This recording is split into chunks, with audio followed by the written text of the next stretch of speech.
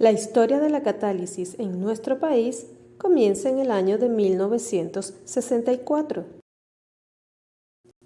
En ese año, se contrataron varios investigadores del Instituto de Físico-Química de la Universidad de Múnich, encontrándose entre ellos los profesores Paulino Andreu, Heinrich Noller y Edmundo Schmidt. Este último, junto al director de la Escuela de Química, el profesor Luis Benito Tugues, coordinaron el primer equipo de trabajo. Yo realicé mi tesis de pregrado en la Universidad Central de Venezuela, en el laboratorio de catálisis heterogénea, que había sido creado en un marco de cooperación entre la Universidad de Múnich de Alemania y la Universidad Central.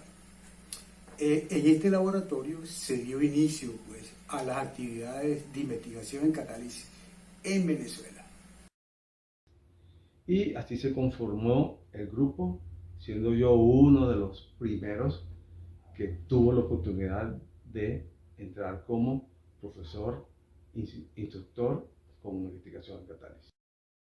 Yo entré a la Facultad de Ciencias, a la Escuela de Química, a trabajar a finales del año, creo que en octubre del año 1964. Ya en ese año existía el grupo de catálisis, se estaba formando. A principios del año 65 presenté un concurso de oposición en el área de analítica, de instrumental. Aprobé ese concurso y luego de un tiempo de estar trabajando en analítica pedí que cambio para el grupo de catálisis, puesto que la materia, la asignatura que a mí más me gustaba cuando hice la carrera era la físico-química y se me concedió eso. Y el nuevo equipo de trabajo también comenzó a interactuar con la Escuela de Física. Me llena de recuerdos porque fue hacia 1967, casi medio siglo, mejor dicho, más de medio siglo, en que me encontraba yo buscando la forma de hacer mi trabajo especial de grado en el área de física molecular experimental. Eso era en la primera asentamiento de la Facultad de Ciencias dentro de la Facultad de Ingeniería, en los locales de ellos. En esa época ya teníamos un profesor alemán, el profesor Manfred Hunger, que afortunadamente me ofreció mi trabajo especial de grado, y fue mi sorpresa que lo hice en los laboratorios de la Escuela de Química, porque un amigo de él, el profesor Noller, había sido contratado gracias a sus buenos oficios, y entre los dos habían comenzado una línea de investigación sobre temas que tienen que ver con la catálisis. Cuando yo era estudiante de la licenciatura en física, en el séptimo semestre, me tocó realizar una práctica de laboratorio de proyectos que tenía como objetivo diseñar un dispositivo para fotografiar espectros visibles en un espectroscopio que no tenía ningún sistema de registro. Esa fotografía fue hecha sobre una película de 35 milímetros, la cual tuve posteriormente que analizar con un microdensitómetro que estaba en el grupo de espectroscopía en química analítica en la Escuela de Química, y a raíz de eso me llamó la atención mucho el mundo de la espectroscopía.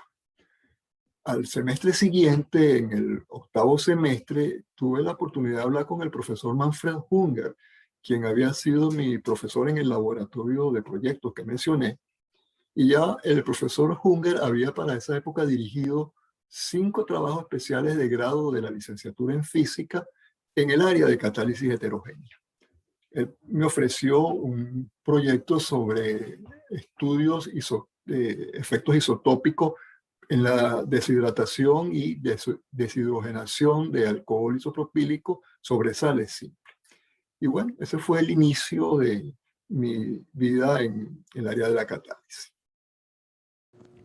Y así comenzaron las investigaciones relacionadas con las reacciones de deshidrogenación, deshidratación, craqueo de hidrocarburos halogenados y alcoholes sobre sales inorgánicas.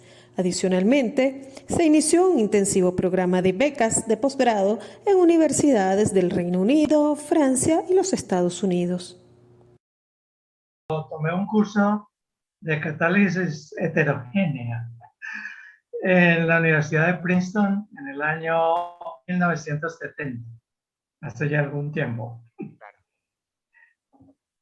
Más tarde tomé otro curso de catálisis homogénea en la Universidad de Stanford con el profesor James P. Coleman, que fue uno de los pioneros en la catálisis homogénea. En 1980, esto fue en 1978. En 1984 hice mi segundo año sabático en el Instituto de Catálisis del CNRS en Villeurbanne, Francia. Allí trabajé con el profesor Jean-Marie Basset. Yo era de la plantilla de profesores del IUT, Instituto Universitario de Tecnología, en aquel entonces Región Capital, ahora Federico Rivero Palacios, y la institución tenía un plan de formación de profesores y nos apoyaban para conseguir las becas. En mi caso, el Mariscal de Ayacucho me dio la beca para ir a hacer el doctorado en la Universidad de Reading, en Inglaterra, y yo seleccioné el tema de catálisis. Nosotros éramos como 12 estudiantes en la Escuela de Química de ese grupo que entró a formar parte del grupo de catálisis. Y habíamos acordado que dada la modalidad de ofrecer becas, pues cada uno de nosotros podía ir a un país diferente, tratar de aprender técnicas y modos de investigación diferentes, de manera tal que nuestro regreso a Venezuela, pudiésemos establecer un grupo de catálisis multidisciplinario con relación a las ramas de catálisis y tratar de alguna manera hacer algo que no se había hecho antes, pues, hacer un grupo multidisciplinario con gente joven que pudiese producir de alguna manera un salto de la catálisis de Venezuela, que en ese momento era incipiente.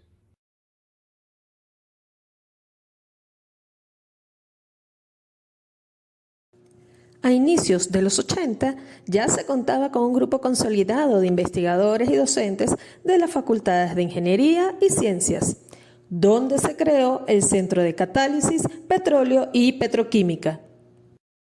La escuela de química era muy fuerte en catálisis, teníamos el primer piso, prácticamente todo era catálisis, con la profesora Mireya, con la profesora Josefina Scott, profesor Carlos, Marco Rosa Brusín, bueno, y un sinfín que no quiero dejar de nombrar por si acá, no voy a nombrarlos a todos, pero saben que todos están allí haciendo catálisis. Entonces, y aparte nosotros, en el segundo piso, catálisis homogénea.